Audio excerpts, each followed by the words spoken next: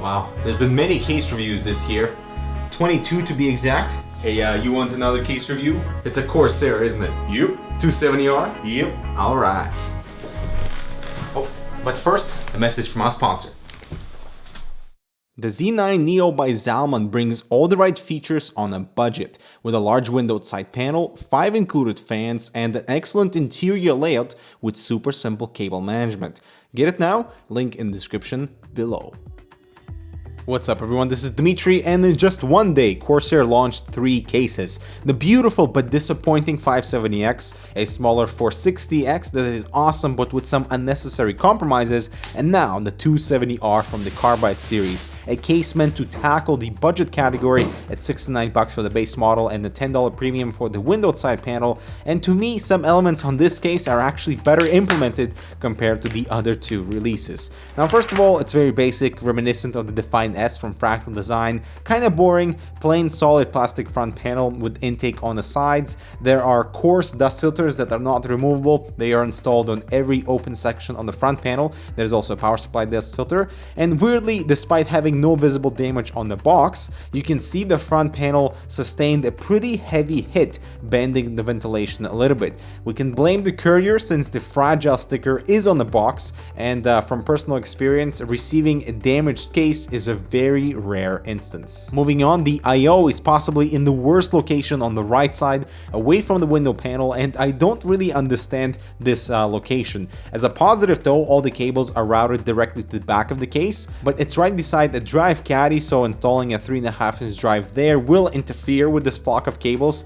Top I/O is definitely more convenient, but let me know if you guys share the same thinking. And up here we get dual 120 or 140mm mounts with flexible Strix, but the lack of a dust filter is off-putting. I can handle the weak metal frame, but even if you were to populate 2 exhaust fans, there's still a lot of area for dust to settle through. I understand they need to create this sort of feature separation from their more expensive cases like the 400C, which has basically an identical top panel but with a magnetic dust filter, and I'm all for case category separation, but please do not remove the basics to hit a specific price point. On a positive note though, the power supply shroud, which looks very similar to the one on the more expensive 570X, is actually so much better. Weird how some features on the $69 case are more refined compared to something that cost $179. First, there is a cutout below the motherboard, which is always so handy for routing, and the shroud is also closed off with this sort of mesh looking thing, visually blocking the cables inside of it. Large portion of it is also ventilated to allow a power supply fan to be facing up, and the main interior frame I actually really like. There's a lot of room, the right side is lifted, which is better for cable management, and the middle standoff catches the motherboard, which I always appreciate. For airflow, we have 2 fans, one rear exhaust and a transparent front intake, which is a red LED fan. I honestly rather have a standard black fan than have this inconsistency of color. The front can house a 360 radiator with support for dual 140mm fans. Both top and bottom of the interior frame have good cutouts for cable routing, and at the rear we have 2 large caddies on the left side, accompanied by 2 SSD caddies in the center.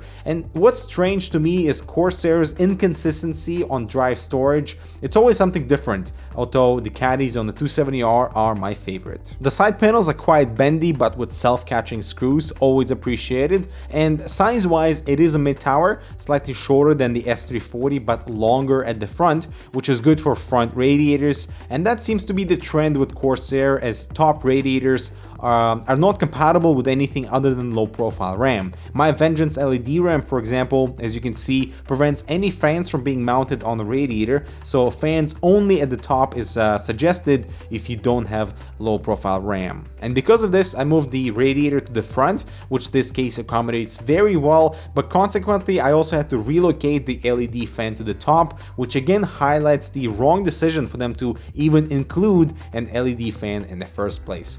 Now, thanks Thanks to the smart shroud design, everything is super clean, no cables poking out, and I'm honestly surprised to see this shroud design on a 270R, again because on the 570X we don't even have a lower cable cutout. And so the 270R is targeting that clean and simple builder who don't mind having empty pockets of space inside the case, as a drive cage could easily fit in the bottom.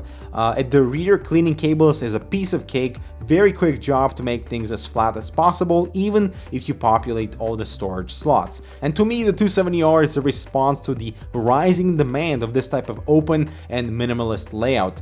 The closest competitor would be the P400 series from Fantex. It's similarly priced yet superior in feature set, including case lighting and the top covers with magnetic dust filters. You could also look at the Define S from Fractal Design that has more storage capacity, plus that Moduvent system in the top, which I think is the biggest drawback of the 270R, having no dust filters at the top, so dust will just percolate through. And perhaps because it's $10 cheaper than the alternatives, this could be Corsair's strategy to lure in those budget customers, but it's not a welcome one from my point of view. And to conclude, a message from our sponsor. Oh, hey there. NCX.com is Canada's leading e-tailer for anything your mind desires. Just keep within those categories, which are plenty, and get tempted by their weekly deals. Visit NCX.com for all them sweet deals. And that concludes this review. Make sure to subscribe for our top cases of 2016 video coming shortly. I'm Dmitry, and we'll see you in the next video.